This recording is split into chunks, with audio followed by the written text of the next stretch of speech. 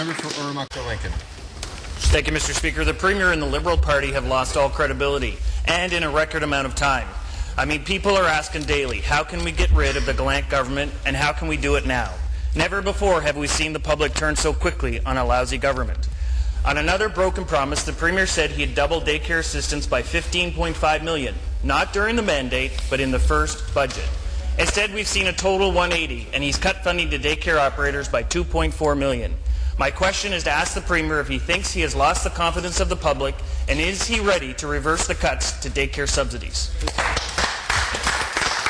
Honourable Minister of Education. Monsieur le Président, encore une fois, Once again, Mr. Speaker, it's almost become a habit, many corrections to make here. Yes, we promised that during our mandate we would double the amount given to the daycare programs, and we will do that, Mr. Speaker.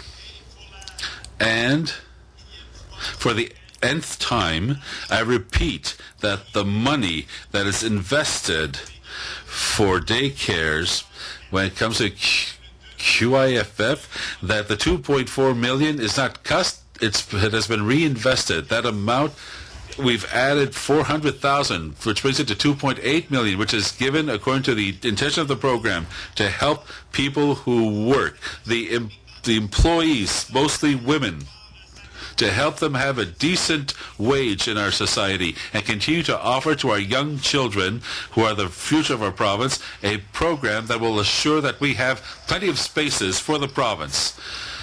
Mr. Speaker, if the minister opposite and the Premier were doing their jobs, they'd have a total budget of QIFS of $26 million if they would include the $2.4 million as they were promising.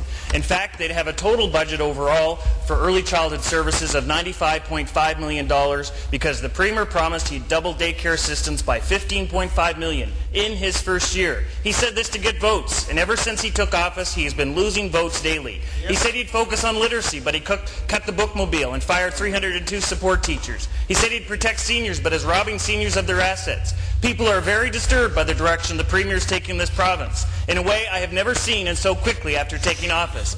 So much so, seniors are leaving, and people want another election. The Premier promised last fall he'd double daycare assistance in his first budget by $15.5 million, yet he didn't deliver. Is the Premier ready to apologize to the families of New Brunswick who are expecting this support for early childhood learning and care? The Honourable Minister of Finance. Monsieur le Président, j'écoute encore. Once again, Mr. Speaker, I hear the opposition, and the opposition should talk with the member for Quispamsis. Why? Because the member for Quispamsis, who used to be the Minister of Finance, wanted to go even further in rationalizing things and finding efficiencies in government. And today, we still have a structural deficit. We still have a serious challenge to balance the books.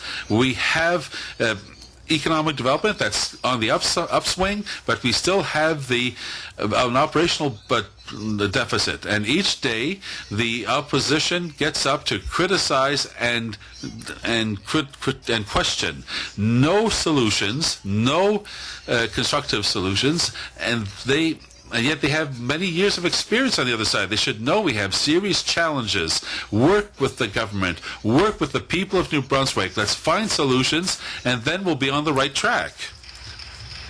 Mr. Speaker, yes, I'm proud of the member from Quispamsis. We all are. In our PC government, we work to find savings in a strategic and methodological approach. Not on the backs of children, on the backs of seniors, on the backs of women, and on the backs of frontline health and education services. That is the difference. Investing in early learning and daycare is important to the workforce and a strong transition to public school. Every dollar invested has a return of $7 to $10 in social and economic benefits. The PCs know this. One only has to look at our 3-year, $38 million early childhood plan, putting children first. But today's Premier has gone back on his word, on the backs of children, on the backs of working families who need the support the most. He promised to double daycare assistance by $15.5 million in his first budget, and he has failed. All they're able to do is point fingers and blame the previous government. The Premier either turned down a budget proposal from the Minister of Education, or he didn't even get one. Either way, the Premier must apologize. Will the Premier, the leader of the Liberal Party, apologize for turning his back on the children of the province and restore this funding? The Honorable Minister of Finance. Thank you, Mr. Speaker. Mr. Speaker, the member of opposite needs to be reminded that this is the Legislative Assembly. It's not a place where you use to try to push a leadership bid. We need to be non-political. We need to look at the facts. We need to look at the facts. We need to identify solutions. This is the member in the previous government that got rid of the Advisory Council for Status of Women. He did it. It is the government who increased double the co-pay for seniors. It is the government who never respected a target on the financials of our province over the 4 years. It is the government who was not able to grow the economy. We had a stagnant economy, no job creation. It is the government who still left a structural deficit when we took office, and they did not respect their promise that they were supposed to balance the books over 4 years. So status quo didn't work. The credibility of the opposition is not there. We're getting the job done. Minister. We're